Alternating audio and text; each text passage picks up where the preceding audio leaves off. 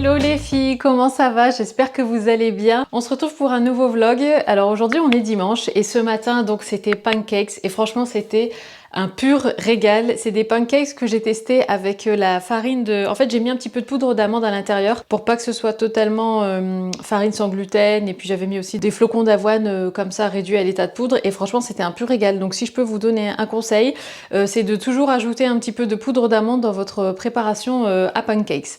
Là les filles, j'étais en train de faire des essayages pour ma dernière commande H&M, donc j'ai pensé que je pourrais vous montrer tout ça ici aussi. En fait je vous l'ai déjà partagé sur Instagram hier, et du coup ouais je me suis dit pourquoi pas vous montrer en même temps. Donc là je porte un débardeur, j'ai le même en noir, je sais pas si vous vous souvenez mais là je l'ai pris en beige, il est trop beau. Je vous le montre d'un peu plus près, il est vraiment super joli, il est côtelé, hyper confortable, enfin moi j'ai tellement adoré le noir que je me suis dit que j'allais m'en prendre dans d'autres coloris. Et là je porte un pantalon trop beau, franchement j'aime énormément le style, c'est un style un peu... Bon, c'est pas vraiment palazzo parce qu'il est pas large de partout, mais en fait ce que j'aime bien c'est le côté contrasté du moulant comme ça au niveau de la cuisse, et puis en bas ça part quand même pas mal en évasé, donc je trouve ça trop sympa pour les beaux jours. Donc j'ai pris ça, je l'ai pris en M, et ça je sais plus, je regarderai ou je vous l'écrirai à l'écran, ou bien je le mettrai en barre d'infos quelle taille j'ai pris, mais en tout cas voilà déjà pour ces deux pépites. Alors là, je porte cette magnifique robe, c'est une robe chemise trop belle comme ça, côtelée, très longue, très simple, super élégante je trouve, mais en même temps hyper confortable. Elle n'est pas du tout transparente, elle tombe super bien, enfin elle a vraiment un beau tombé parce que le tissu est un peu lourd, du coup ça vient bien comme ça allonger la silhouette et tout. Franchement elle est magnifique, et franchement c'est le genre de robe que je vois bien porter, tu vois, par exemple quand il commence à faire beau et chaud, pourquoi pas avec un petit panier en osier pour aller faire ton petit marché, des petites mules comme ça, style un petit peu ouais, paille, osier, enfin voilà ce genre de délire comme ça. Pourquoi pas avec un petit chapeau, franchement trop joli. Et d'ailleurs en parlant de chapeau, je sais pas si ça va aller ensemble, mais voilà, c'est le genre de look comme ça que j'ai en tête, où tu vas comme ça faire ton petit marché, faire un petit tour, même pourquoi pas en bord de mer ou je ne sais quoi. Trop joli, franchement j'aime beaucoup cette robe aussi. Bon du coup j'ai gardé le chapeau pour la suite, mais en tout cas regardez, j'ai aussi pris cette robe là. Alors elle a bien besoin d'un petit coup de steamer ou un coup de fer à repasser, mais magnifique aussi. Voilà, c'est une robe encore une fois toute simple, elle est boutonnée jusqu'en haut, elle a un col où il n'y a pas de, vous savez, de revers comme les cols de chemise. Toute bête, elle est boutonnée jusqu'en bas, elle a une ceinture ici que vous pouvez soit nouer à l'avant ou à l'arrière, elle a des manches comme ça, manches courtes mais qui arrivent presque au niveau du coude.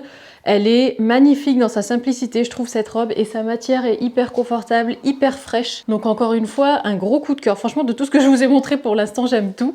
Donc on va voir pour la suite, mais ah ouais, j'aime énormément cette robe. Alors il a fallu que je vous dise que j'aimais tout dans ce haul pour arriver sur ce pantalon qui est juste une catastrophe. Je sais pas ce que c'est. Alors en fait à la base je l'aimais beaucoup parce que c'est un pantalon, vous savez, style paperback, donc avec la taille hyper marquée et ensuite qui part évasé. Mais alors sur moi ça fait pas du tout comme sur la mannequin. Je pense que je l'ai pris trop grand parce que je l'ai pris en M et il est vraiment trop grand, enfin même au niveau de la taille il y a rien qui tient, le nœud il est trop encombrant, enfin je sais pas, bref, donc ça va pas trop pour moi. Donc ça c'est mort, je vais le rendre. Par contre ce petit top, je sais pas ce que vous en pensez les filles, mais je le trouve trop mignon. Évidemment pas associé avec ce genre de pantalon, mais avec un jean ou un bermuda ou une jolie jupe près du corps ou ce genre de choses, ça peut faire trop joli. Et ce top en tout cas je l'aime beaucoup. En plus j'aime bien parce qu'il est fleuri et tout, mais étant donné qu'il est foncé, il fait pas non plus hyper girly et tout ça, mais l'imprimé reste quand même assez sobre je trouve. Donc vraiment trop joli. Ensuite les filles, j'ai pris cette magnifique robe style caftan. En fait c'est vraiment écrit caftan sur le site d'H&M et je trouvais que c'était une robe juste magnifique. Je trouve qu'elle se prête bien pour justement par exemple le ramadan. Si, bon alors là c'est compliqué avec tout ce qui se passe et tout ça, mais de manière générale c'est vrai qu'on aime bien des fois recevoir des invités pendant le ramadan, et je trouve que c'est le genre de robe idéale à porter le soir comme ça, qui donne un petit peu un effet un peu oriental et tout, et qui fasse quand même habillé, bien que vous soyez quand même bien confortable dedans quoi. Et j'aime beaucoup la coupe derrière, elle est un petit peu plus longue derrière que devant. Ici vous avez une ceinture, mais en fait elle est cachée, vous voyez, derrière, donc ça reste ample, et la ceinture passe au niveau de votre dos à l'intérieur de la robe, vraiment super jolie. Et franchement magnifique ça, même sur une peau bronzée, même si voilà, juste pour partir en vacances, le soir, voilà, bon j'allais dire faire un resto. Après, on peut aussi mettre ça à la plage, si voilà, si vous allez dans des plages, je sais pas, un peu plus chic, un petit peu plus peut-être privé, j'en sais rien, un peu plus select, mais en tout cas, franchement, trop joli. C'est d'une élégance incroyable. J'ai pris ces mules là aussi, donc qui sont trop jolies, pareil, très estival, très sable chaud, très printanier, sable chaud ou pas d'ailleurs, hein, on peut très bien porter ça en ville, mais voilà, je les ai trouvées vraiment très jolies. Pareil, je vous les ai montrées sur Instagram et j'ai flashé dessus. Alors c'est marrant parce que je m'attendais à ce qu'elles soient rigides, mais en fait non, elles sont hyper souples, donc je pense que ça doit les rendre encore plus confortables.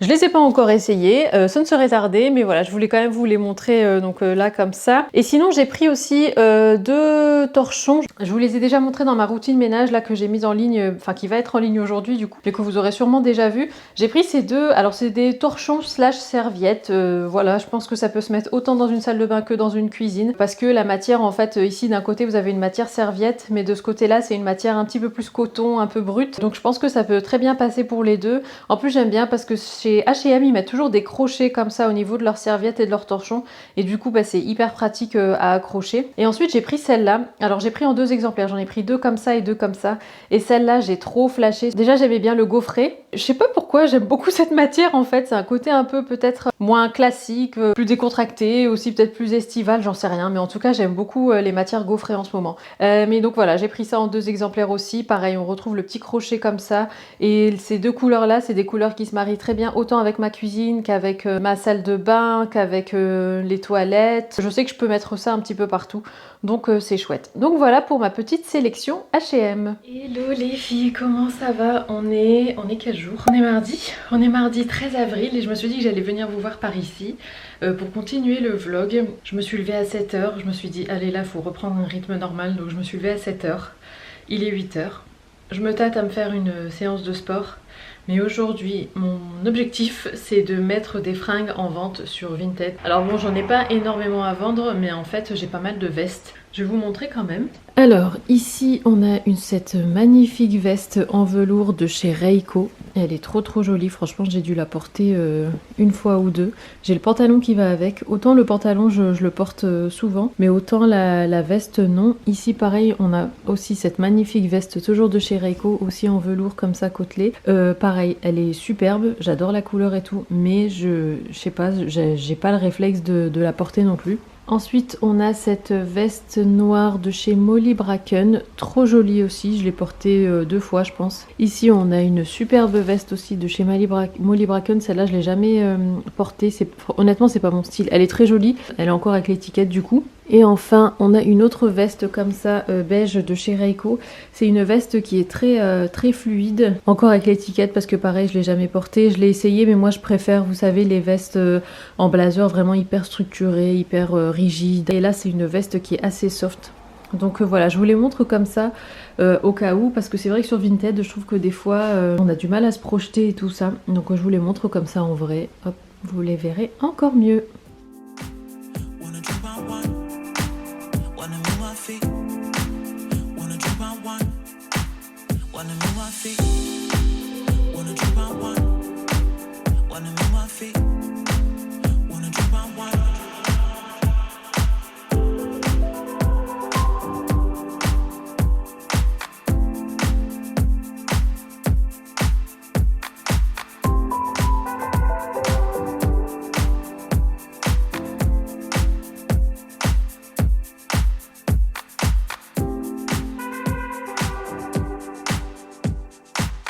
Les filles, j'étais sur le point de me sécher les cheveux et je me suis dit que c'était l'occasion rêvée et idéale de vous parler et de vous montrer surtout le sèche-cheveux que j'ai reçu hier de la part de GHD. Je suis trop contente. En fait, pour l'occasion des 20 ans de GHD, ils ont sorti différentes petites choses, différents appareils et notamment ce sèche-cheveux. Je vais bien le sortir de sa boîte. Alors c'est le sèche-cheveux Helios. Et franchement, moi les filles, vous savez que j'ai mon sèche-cheveux en léopard rose fuchsia que j'avais acheté en Angleterre. Et du coup, à chaque fois, je le branche avec l'adaptateur du coup pour la prise anglaise et française. Et du coup, quand j'ai reçu ce sèche-cheveux, je me suis dit mais c'est pas vrai, je vais enfin avoir un sèche-cheveux déjà de très bonne qualité parce que l'autre, je l'avais acheté en grande surface. Et en plus, je vais avoir un sèche-cheveux avec une prise française. Donc tu vois le truc, je sens que ça va me révolutionner la vie et j'ai trop trop hâte aussi de voir la différence que ça va faire sur mes cheveux. Parce que c'est vrai que les sèche-cheveux, mine de rien, je vous avoue que j'ai jamais vraiment prêté attention aux sèche-cheveux. J'ai trop hâte de le tester. J'attendais absolument de le filmer, enfin de vous parler pour vous le montrer et l'inaugurer avec vous. Alors, donc apparemment, il y a 3 différentes sortes de chaleur, enfin 2 plutôt. Attends, c'est la force ou la... Je sais pas. En tout cas, il y a un bouton... je vais l'allumer avec vous, ça je vais le brancher, ça sera plus simple. Mais en tout cas, vous avez un bouton pour la chaleur et un bouton pour la force du souffle, on va dire, de séchage. Et j'ai reçu aussi, vous savez que j'utilise énormément le Heat Protecting Spray. Vous savez, c'est le spray protecteur là pour la chaleur. Hop là. J'en ai reçu un autre, je suis trop contente. J'ai pas l'impression que ce soit exactement le même, mais celui que j'ai, je l'ai bientôt fini, il est dans mon panier là, juste là. Je suis trop contente d'avoir reçu celui-là, du coup je vais le tester aussi avec vous. C'est le Bodyguard Heat Protect Spray, donc spray thermoprotecteur, toujours de chez GHD. Je sais pas, moi j'aime beaucoup l'odeur de l'autre, je sais pas, j'imagine que ça sent pareil. Vaporiser de la racine à la pointe sur cheveux préséchés ou sur cheveux secs avant tout apport de chaleur. Ok. Et j'ai reçu aussi une petite trousse et à l'intérieur il y avait, donc la trousse la voici, c'est écrit 20 GHD pour les 20 ans. Et dedans il y avait un mini comme ça, Heat Protectant. Et il y a aussi une brosse comme ça, vous savez que moi j'en ai déjà une et j'aime trop cette brosse. C'est une brosse qui fait pas du tout mal, qui démêle vraiment bien les cheveux et tout. Et après ils sont tout soyeux et tout ça. Donc je vous mettrai tout en barre d'infos si jamais ça vous intéresse. Mais en tout cas je suis super contente de tout ça. Donc c'est parti, on va tester le sèche-cheveux ensemble. It's been 3 months since we talked.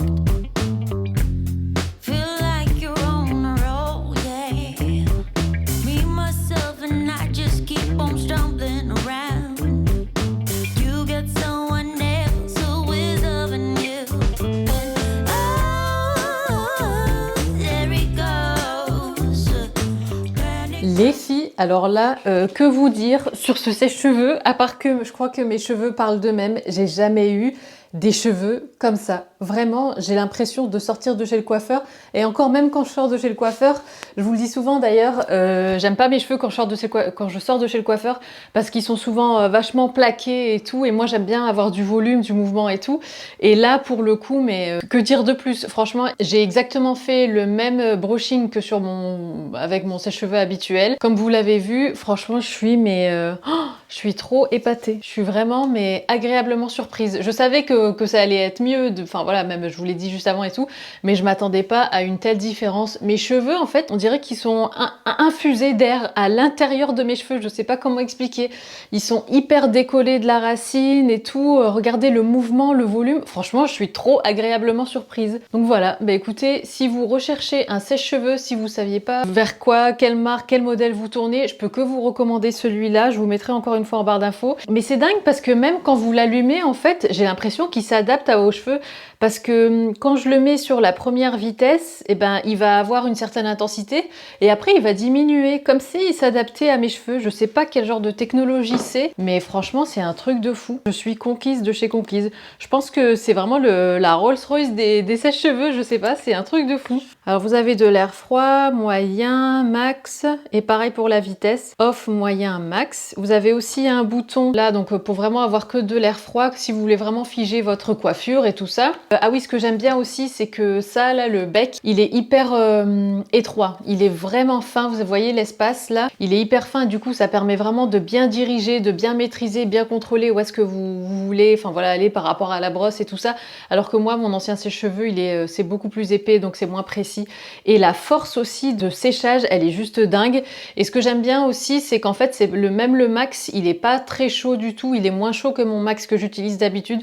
Donc encore une fois, je pense que ça doit faire du bien aux cheveux, ça doit pas les abîmer et tout. En plus, je le trouve super beau, vraiment. Ça, c'est l'édition limitée, édition couture pour justement les 20 ans. Mais en tout cas, il est top. Donc je vous le dis, c'est le Helios et je vous le mets en barre d'infos. Les filles, je sais pas si vous me voyez bien, mais on est dans la voiture, on va aller faire un tour avec Ayane et Isaac. Ah oui, d'ailleurs, je voulais en profiter pour souhaiter un bon ramadan à toutes celles qui le font. Donc comme on dit en Tunisie, Inch'Allah Ramadan, comme Mabrouk. Alors moi, cette année, je le fais pas. Comme je vous l'avais dit, j'ai eu un gros coup de fatigue là ces derniers temps et j'ai fait des analyses médicales et tout ça et ça m'a été déconseillé en fait de jeûner. Donc je rentrerai dans les détails un petit peu plus tard. Mais voilà, sachez qu'en tout cas, moi cette année, en tout cas pour l'instant, je fais pas le ramadan. Je verrai comment ça évolue et tout ça.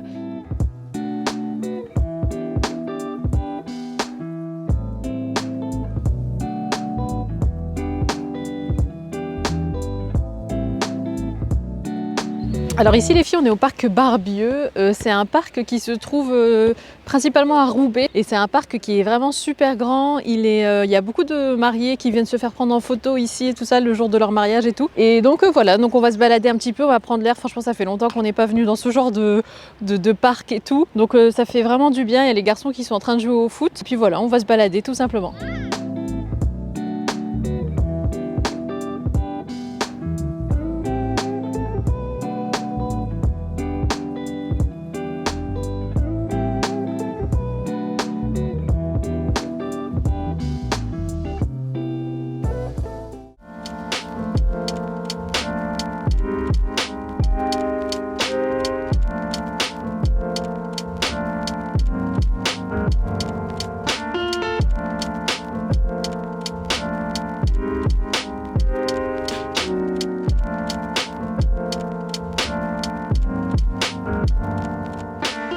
Les filles, c'est l'heure de... Enfin, c'est pas vraiment l'heure, mais j'ai décidé de commencer maintenant. Je vais faire la shorba tunisienne, donc la soupe tunisienne que je fais en tout cas principalement pendant le mois du Ramadan. Je vous avoue que je fais jamais cette soupe en dehors du mois du Ramadan. Donc je vais faire ça. Alors je vais vous mettre la recette en barre d'infos parce que franchement je suis pas du tout une référence dans la cuisine tunisienne. Franchement j'aimerais beaucoup pouvoir, j'aimerais savoir faire à manger tunisien et maîtriser et tout comme ma mère et tout machin, mais franchement pas du tout. Donc voilà, je vais essayer de suivre la recette à la lettre. Donc voilà, tout simplement, j'ai tapé sur YouTube recette shorba tunisienne et puis j'ai pris la première qui venait. Bon, elle avait l'air quand même d'être bonne sa soupe, sa shorba. Donc voilà, j'ai pas tous les ingrédients comme d'habitude. Donc je vais faire avec ce que j'ai. En fait, c'est surtout les épices qui me manquent. J'ai du mal ici à trouver les épices tunisiennes. Des fois, j'en demande à ma mère, mais ma mère, elle me met ça dans des sachets sans nom, enfin sachets congélation, par exemple, comme ça. Je vous montre. Par exemple, là, j'ai un sachet congélation. Je sais que c'est une épice tunisienne, mais alors laquelle, je sais plus. Du coup, je sais jamais si c'est du karvi, si c'est du table, si c'est... Enfin, voilà, j'ai du mal avec ça. Du coup, je vais voir un peu au fur et à mesure et tout ça. Et puis, on verra bien. Donc, c'est parti pour la petite shorba tunisienne.